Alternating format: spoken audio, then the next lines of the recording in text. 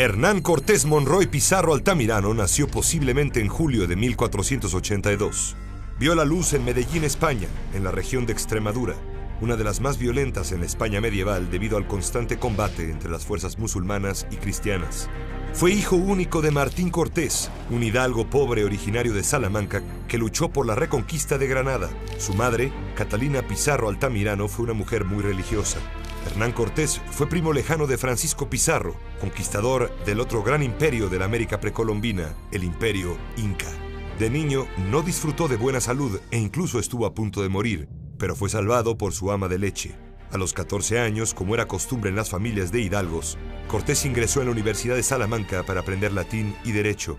Impulsado por su espíritu de aventura, Cortés llegó al Nuevo Mundo en 1504 a los 22 años. Su primera acción militar de mérito fue su participación en la conquista de Cuba, donde actuó como mano derecha del adelantado Diego de Velázquez. En 1519, con cierta reticencia, Velázquez designó a Cortés para dirigir la tercera expedición a costas mexicanas. Contra el plan de Velázquez, que no iba más allá de continuar las exploraciones en el litoral y los intercambios con los nativos, Cortés levantó por su cuenta una flota más grande. En la nave principal mandó poner esta inscripción en latín: «Hermanos, sigamos la señal de la Santa Cruz, con fe verdadera que con ella conquistaremos». Cuando Velázquez quiso detenerlo, Cortés y sus navíos ya habían partido. Su primera parada en México fue la isla de Cozumel, junto a la península de Yucatán, en donde se encontró con indígenas mayas. El diálogo con los pobladores fue posible, pues no era la primera expedición española que hacía contacto con ellos. Ahí se enteró que había algunos españoles en la zona que al naufragar habían sido tomados como esclavos por los mayas. Cortés se comunicó con ellos y poco después se encontró con Jerónimo de Aguilar y Gonzalo Guerrero. Jerónimo de Aguilar se alistó rápidamente con la expedición de Cortés y fue de gran utilidad como traductor. Pero Gonzalo Guerrero, asimilado a la cultura maya, quien era capitán en su población y tenía una familia, la primera familia mestiza de México, se quedó con su gente y murió luchando contra los conquistadores españoles al mando de Pedro de Alvarado. La expedición de Cortés llegó a la desembocadura del río Tabasco, donde después de un corto enfrentamiento contra los indígenas, finalizado por un cañonazo que provocó el miedo y la rendición de los nativos, Cortés y sus hombres recibieron como ofrenda 20 esclavas, entre ellas aquella que fue bautizada con el nombre de Marina. Doña Marina, también llamada Malintzin o la Malinche, hablaba con fluidez el maya y el náhuatl.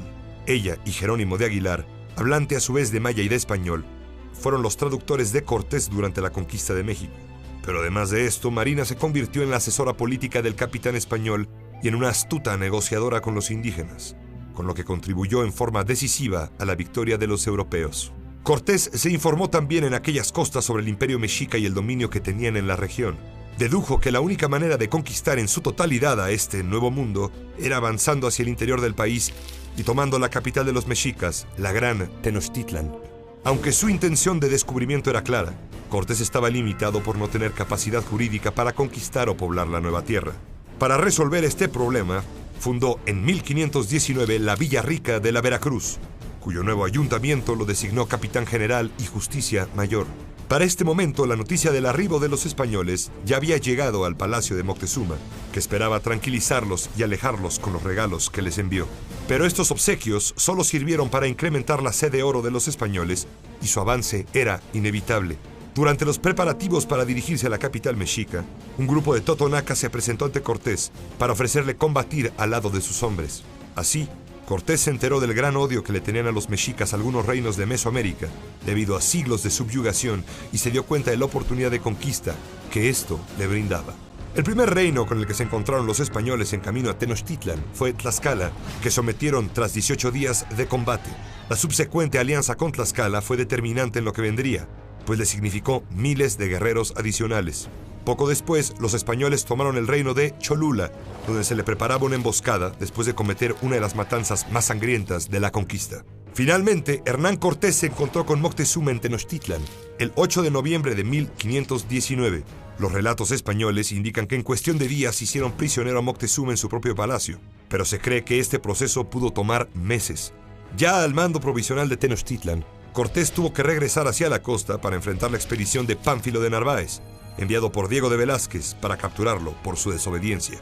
Al partir, dejó Tenochtitlan al mando de su capitán, Pedro de Alvarado. Este, al sentir desconfianza debido a las continuas advertencias de sus aliados tlaxcaltecas sobre una conspiración, decidió atacar primero y lo hizo en plena celebración de la fiesta de Toxcatl, donde mató a gran parte de la jerarquía militar.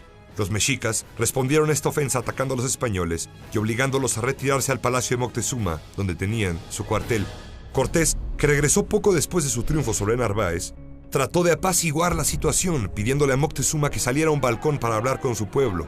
Provocó así su muerte, pues de la furiosa multitud salió una piedra que golpeó fatalmente al emperador.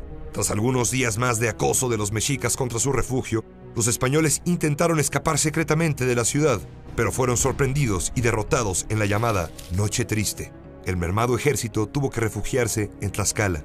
Amargado por la derrota, Cortés decidió tomar a toda costa Tenochtitlan, que gobernaba ya entonces el primo de Moctezuma, Cuauhtémoc.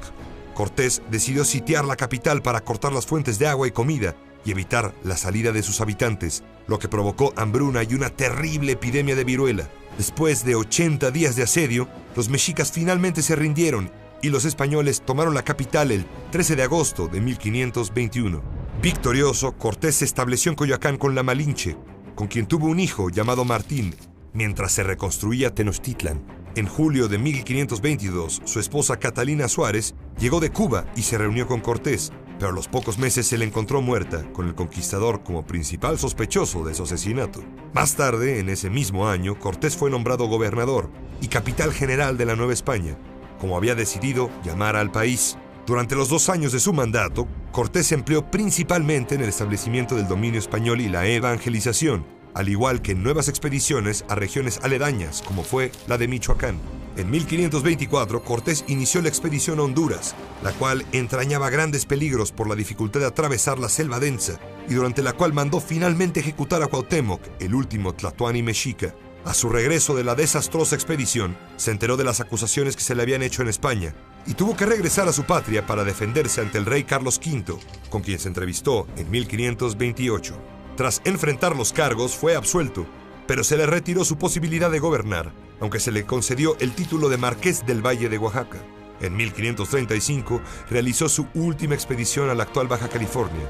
Exploró esta región y llamó al Golfo de California Bar Bermejo, aunque unos años más tarde otro explorador lo bautizó como Mar de Cortés. En 1540 regresó a España. Al año siguiente participó en la campaña de Carlos V en tierras africanas, cuando intentó infructuosamente conquistar Argel. Cortés se estableció a su regreso en Sevilla, donde murió el 2 de diciembre de 1547. Sus restos fueron trasladados más tarde a México, donde reposan en el Hospital de Jesús, fundado por él. Admirada durante los 300 años del dominio español en México y vituperada después de la independencia, la figura de Cortés, más allá de las comprensibles polémicas, refleja la unión de dos mundos y el apogeo de la época de exploración y conquista española en el mundo, que permitió a ese imperio expandir enormemente sus territorios y alcanzar la supremacía global en los 2 siglos siguientes.